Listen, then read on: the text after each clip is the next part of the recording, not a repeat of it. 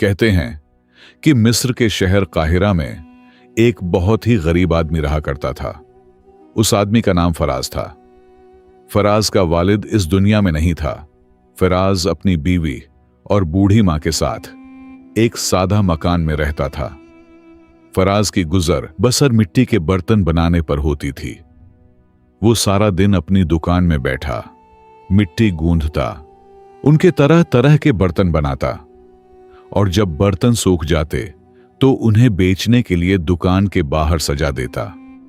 जब कभी कोई बर्तन बिक जाता तो वहां से मिलने वाले चंद सिक्कों से मां की दवा और बीवी के लिए खाना खरीद कर ले जाता। फराज जब कभी भी काम से वापस आता तो सारा दिन की कमाई को वो अपनी बीवी के हवाले कर देता। फराज की बीवी का नाम शमशाद था। शमशाद बहुत बदमिजाज औरत थी। उसे शौहर की गरीबी से बहुत ज्यादा नफरत थी। जैसे ही शाम के वक्त उसका शौहर घर में दाखिल होता, शमशाद उसकी गरीबी की वजह से उसे बुरा भला कहना शुरू कर देती और उसकी बीमार मां की वजह से उसे तरह तरह के ताने देती। और अगर किसी दिन फराज को काम न मिलता और वो खाली हाथ घर वापस लौट आता तो शमशाद उसे मारने से भी बाज न आती। फराज बेचारा सीधा सादा इंसान था। वो बीवी का यह सख्त लहजा भी बर्दाश्त कर लेता और उसे कभी उफ तक भी न कहता, मगर उसकी खामोशी का शमशाद पर कोई असर न होता। वो उसे पहले से भी ज्यादा ताने देती और कई किस्म की बातें सुनाती। मुहल्ले पड़ोस के लोग भी शमशाद की बदजबानी से बहुत तंग थे, मगर वो क्या करते। शमशाद अपनी सास को ठीक से खाना भी न देती, खुद खा पीकर बैठ जाती, लेकिन फिराज की मां को भूखा रखती। आज शाम को जब तुम आओ तो मेरे लिए ये चीजें और शहद जरूर लेकर आना, इसे खाने का बहुत जी चाह रहा है, फराज ने कहा। लेकिन बात तो यह है कि आज मुझे इतनी मजदूरी मिल जाए कि मैं तुम्हारे लिए शहद खरीद सकूं। तुम्हें मालूम नहीं कि यह कितना महंगा है। इस वक्त मेरे पास एक सिक्का भी नहीं कि कोई चीज खरीद सकूं।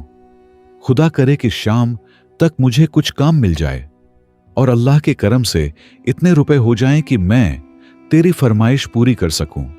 शमशाद बोली, मुझे अल्लाह के करम से कोई वासिता नहीं और ना मैं इसका इंतजाम कर सकती हूं। मैं तो तुमसे कह रही हूं कि अगर शाम को इन चीजों के बगैर घर आए तो तेरी जान की खैर नहीं। जरा सोच समझकर घर में दाखिल होना, फराज ने कहा। फिक्र ना करो, अल्लाह सब इंतजाम कर देगा। जब फराज अपनी दुकान पर पहुंचा तो सबसे पहले उसने अल्लाह से दुआ की, ऐ अल्लाह, आज मेरी मदद फरमा। आज इतना काम आ जाए कि मैं अपनी बीवी की फरमाइश पूरी कर सकूं। बेचारा फिराज दुआ करने के बाद चुपचाप काम पर लग गया और इंतजार करने लगा कि कोई आदमी कोई एक आध बर्तन खरीदने आ जाए, मगर कोई ना आया। फिराज हाथ पर हाथ धड़े दिन भर बैठा रहा। शहद और चीजें तो एक तरफ, रोखी सूखी का भी इंतजाम न कर सका। मजबूर होकर शाम को दुकान बंद करके निकला। वो इस ख्याल से कांप रहा था कि घर जाकर बीवी उसे बुरा भला कहेगी। ये सोचता हुआ चलता जा रहा था। थोड़ी दूर चलने के बाद शहद की दुकान नजर आई। उसने बड़ी हसरत से देखा और सोचा कि अगर यह ना लेकर गया तो जालिम बीवी उसके साथ क्या सुलूक करेगी।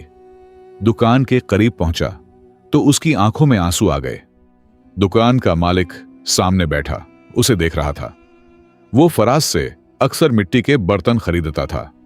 उसने कहा, फराज मियां, क्या हाल है? आज इतने उदास क्यों हो? कोई खास परेशानी है? आओ मुझे अपना हाल सुनाओ। फराज ने कहा, मेरे भाई, सिवाय खुदा के मेरी कोई मदद नहीं कर सकता। बदकिस्मती हर वक्त मेरे साथ लगी रहती है। मैं तो अपनी किस्मत का मारा हुआ हूं।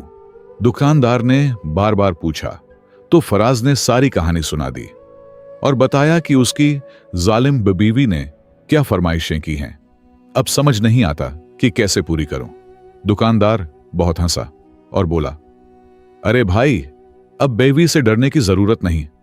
मैं तुम्हें आज ऐसा शहद और ऐसी लजीज चीजें दूंगा कि तुम्हारी बीवी ने पहले कभी ऐसी चीजें चखी भी नहीं होंगी। वो खाकर खुश हो जाएगी और तुम्हारे साथ कोई ज्यादती भी नहीं करेगी। फराज ने कहा, मेरे पास पैसे कहां हैं?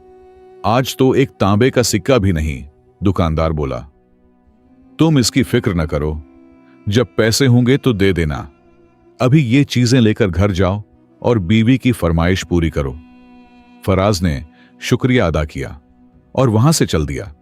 जब फराज ये सब लेकर खुशी खुशी घर दाखिल हुआ तो बीवी ने देखते ही पूछा, लाए हो मेरे लिए शहद और वो चीजें जो तुम्हें मैंने कही थीं?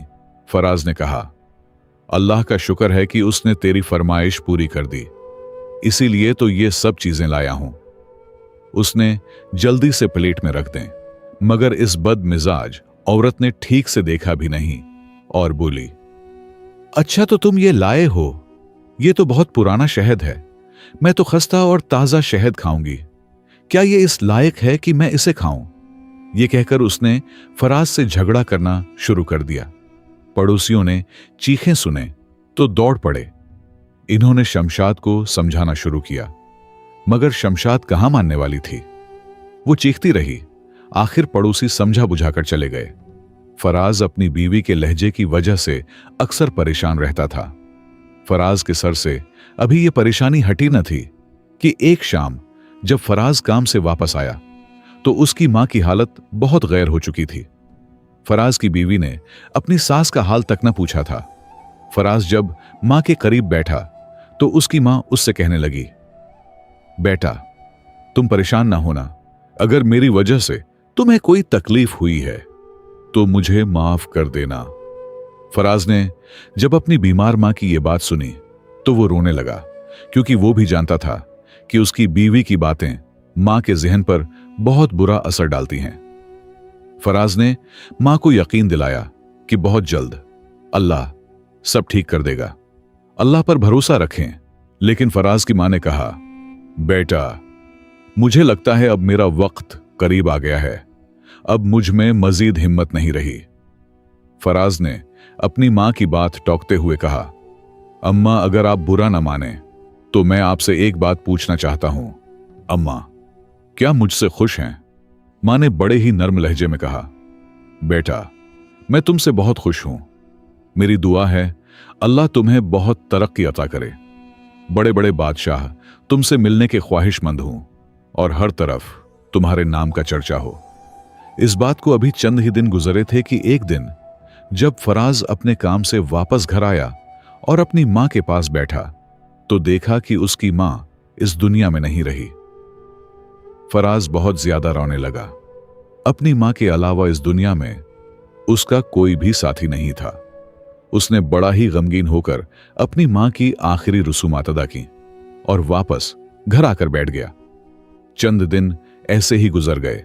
मां के जाने का गम उसके जहन से निकल ही नहीं रहा था। लेकिन दूसरी तरफ उसकी बीवी शमशाद ने जब उसे इतने दिन घर में बैठे देखा तो उस पर चिढ़ने लगी और बोली, तुमने तो घर में बैठ बैठकर मेरी जिंदगी ही अजीरन कर दी है। मेरा बस चले तो तुम्हें एक घूंट भी पानी का ना पीने दूं। फराज के पास बातें सुनने के अलावा और कोई रास्ता नहीं था। इसीलिए अगले दिन सुबह होते ही फराज कपड़े बदलकर दुकान पर पहुंच गया। सोचा कि शायद आज कुछ मिल जाए, मगर थोड़ी देर बाद काजी के 2 सिपाही आए और उसे गिरफ्तार कर लिया। काजी के पास ले गए तो क्या देखता है कि शमशाद पहले से मौजूद है। उसके हाथ और सर पर पट्टी बंधी है। काजी ने डांट कर कहा, ऐ कुम्हार, तुझे खुदा का खौफ नहीं? अपनी जवान बीवी पर हाथ उठाते वक्त तुझे जरा भी शर्म भी नहीं आई? देख, तूने उसे लहू लहान कर दिया है। फराज ने सोचा कि काश जमीन फट जाए और वो इसमें समा जाए। पहले ही गमों में डूबा हुआ था, ऊपर से यह दिन भी देखना पड़ा। फराज चाहता था कि घर की बात दूर तक न जाए, इसीलिए काजी के सामने सर झुकाकर खड़ा हो गया। काजी ने फौरन हुक्म दिया कि उसे 100 कोड़े मारे जाएं ताकि आइंदा ऐसी हरकत न करे। कोड़े खाने के बाद फराज घिसेटता हुआ पास मौजूद दरिया के किनारे पर पहुंचा और वहां एक दरख्त के साथ टेक लगाकर बैठ गया। उसने सोचा कि अब घर में रहने से मौत ही बेहतर है। बहुत देर तक पड़ा रहा। जब कुछ चलने फिरने के लायक हुआ तो उसने सामने ही सामान से लदा एक जहाज देखा। वो फौरन इस जहाज के कप्तान के पास पहुंचा और उसको अपनी मुसीबत सुनाई और कहा कि मुझे कोई काम दे दें। जहाज का कप्तान बहुत ही अच्छा इंसान था, इसलिए उसने उसे काम दे दिया और वो उसी जहाज में साफ सफाई का काम करने लगा। इस बात को चंद हफ्ते ही गुजरे थे कि इनके जहाज पर एक मुसीबत आन पड़ी। अचानक एक दिन समुद्र में तूफान आया और पूरा जहाज डूब गया। कई मुसाफिर डूब कर मर गए और चंद एक की जान बच गई। इत्तेफाक से बचने वालों में से एक फराज भी था। उसने एक तख्ते का सहारा लिया और मुसलसल तैरता हुआ साहिल के किनारे पर आ पहुंचा। बहुत देर तक बेहोश पड़ा रहा। जब होश आया तो एक अजनबी उसके पास खड़ा था। उस अजनबी ने बहुत उम्दा लिबास पहना हुआ था जिसका नाम शाजिम था। शाजिम ने फराज से कहा, खुदा का शुक्र है भाई कि तुम जिंदा हो। मैं तो तेरी जान से मायूस हो गया था। खुशी की बात है कि अब तुम हमारे मुल्क में आ गए हो। फिर उसे गौर से देखकर बोला, तुम्हारे कपड़ों से लगता है कि तुम मिस्र के रहने वाले हो। फराज ने कहा, हां भाई, मेरा मकान काहिरा में है। वो शख्स भी काहिरा का था। दोनों में बहुत बातें हुई। जब शाजिम को मालूम हुआ कि फराज कई दिन से भूखा है तो उसे अपने शानदार मकान में ले गया। वहां मुलाजिमों ने खूब खातिर मदारत की। शाजिम ने उसे अच्छे कपड़े पहनाए और सफर की तमाम तर बातें की। फराज ने बीवी के बारे में सब कुछ बताया। शाजिम ने कहा, अब परेशान होने की जरूरत नहीं। तुम्हें खुशी होगी कि मैं शहर का सबसे बड़ा ताजिर हूं। यहां हिजरत करके आने से मेरी किस्मत चमक गई है। इस शहर में मेरी बहुत इज्जत है। यह सुनकर फराज को इत्मीनान हुआ। शाजिम ने उसे 1000 उशरफी की थैली दी और कहा, ये उशरफियां ले लो और कल सुबह घोड़े पर सवार होकर बाजार जाओ। वहां बहुत से ताजिर मिलेंगे। मैं भी हूंगा। जब मैं तुम्हें देखूंगा तो उठकर खड़ा हो जाऊंगा और तुम्हारी बहुत इज्जतो इकराम करूंगा। फिर तुम्हें बहुत अच्छी दुकान दूंगा जिसमें दुनिया भर का सामान होगा। नतीजा यह होगा कि सबकी नजर में तुम्हारी इज्जत बढ़ जाएगी और थोड़े दिनों में तुम्हारा कारोबार बहुत बढ़ जाएगा। फराज ने शाजिम को बहुत इज्जत की नजर से देखा और कहा, मेरे भाई, इस परदेस में तुम जो नेकी कर रहे हो मैं कभी नहीं भूल सकता। अगले रोज फराज शाजिम की हिदायत के मुताबिक शानदार घोड़े पर सवार होकर बाजार गया। फराज ने वैसा ही किया जैसा कहा गया था। नतीजा यह हुआ कि सब ताजिरों पर उसका रोब पड़ गया।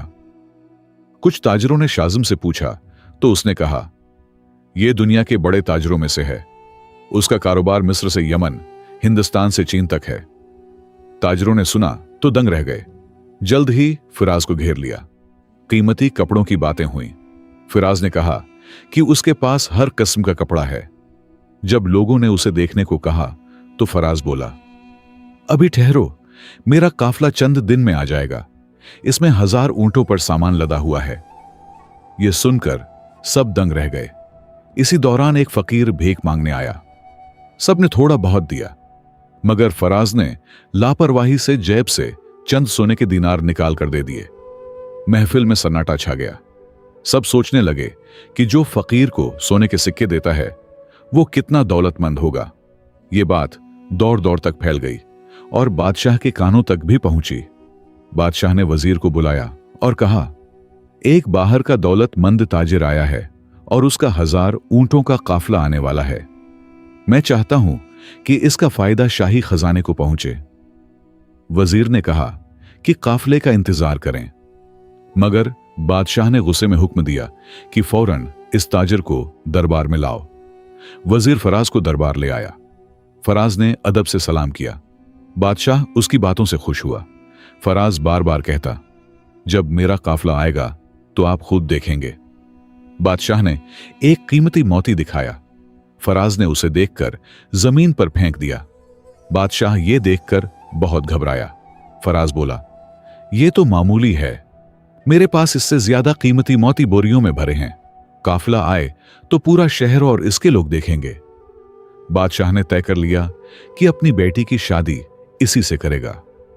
बोला, अगर तुम चाहो तो मेरी बेटी से शादी कर लो, ताकि मेरे बाद तुम तख्त पर बैठो और रियासत को संभालो। फराज ने कहा, जब तक काफिला ना आए मैं कुछ सोच भी नहीं सकता। शादी का इंतजाम मेरी और आपकी शान के मुताबिक होना चाहिए। बादशाह ने कहा, फिक्र ना करो, शादी का सारा खर्चा शाही खजाना बर्दाश्त करेगा। वजीर ने मना करने की कोशिश की, मगर बादशाह ने उसकी कोई भी बात ना मानी। चंद दिन गुजरे और फराज और बादशाह की बेटी की शादी हो गई। फराज ने लोगों को बहुत कुछ दिया। 4 दिन तक कोई फकीर खाली हाथ मायूस होकर न गया। फराज सोचने लगा कि कल तक मिट्टी के बर्तन बनाता था और बीवी की मार खाता था, आज बादशाह की बेटी से शादी हो गई और तख्त का वारिस हूं। 20 दिन तक शाही खजाने से इनाम देता रहा, मगर काफिले की कोई खबर न आई। आखिर खजाना खाली हो गया। वजीर ने बादशाह से कहा कि खजाना खाली हो गया और काफिला नहीं आया। बादशाह ने कहा, काफिला जरूर आएगा। वजीर ने कहा कि शहजादी से पूछें। शहजादी को बुलाया गया। वो बोली, अल्लाह मेहरबान है, मैं आज रात फराज से पूछूंगी। रात को शहजादी ने फराज से पूछा तो उसने सच बता दिया कि वो कोई ताजिर नहीं, काहिरा का कुम्हार था। बीवी की तकलीफ से तंग आकर जहाज पर काम किया। जहाज तूफान में आकर डूबा तो वो शाजिम से मिला, तो शाजिम ने उसके साथ मिलकर ये झूठा काफिला घड़ा। शहजादी हंसी और बोली, अच्छा तो तुमने पूरे शहर और बादशाह से धोखा किया है, अब तो तुम्हारी मौत पक्की है। पर हां, मैं तुम्हें यह मशवरा देती हूं कि अब तुम ये शहर छोड़कर कहीं और चले जाओ। मैं तुम्हें यहां से निकलाने का कोई तरीका निकालूंगी। अगली सुबह फराज घोड़े पर निकल गया। एक दूसरे गांव में पहुंचा। वहां एक किसान हल चला रहा था। किसान ने उसे मेहमान बनाने की जिद की। फिराज ने इनकार किया, मगर किसान ने जोर दिया। इस दिन से फिराज इसी किसान के पास रहने लगा। फिराज ने इस किसान के साथ हल चलाने का काम शुरू किया। एक दिन फिराज खेत में हल चला रहा था कि अचानक हल के नीचे एक लकड़ी का संदूक निकल आया। फराज ने उसे देखा तो बहुत ज्यादा हैरान हुआ। फौरन इस संदूक को बाहर निकाला और जब उसके ढक्कन को खोला तो उसकी हैरत की इंतहा न रही। अंदर हीरे और मोती मौजूद थे। फराज की एकदम से किस्मत जाग उठी। उसने इनमें से चंद जवाहर और हीरे बीचे, फिर 1000 ऊंट, रेशमी कपड़े और खूबसूरत सवारी तैयार करवाई। फराज ने किसान को भी बहुत सा धन और दौलत दिया। फराज बड़ी शान शौकत से काफिले समेत शहर वापस आया। बादशाह ने इस्तकबाल किया। शाही खजाना फिर से भर गया। बेशक मां बाप की दुआएं इंसान को जमीन से आसमान तक पहुंचा देती हैं। दोस्तों, ये कहानी आपको कैसी लगी और आप इसे कहां से सुन रहे हैं, मुझे लाजिमी बताइए। अपना ख्याल रखिए। खुदा हाफिज।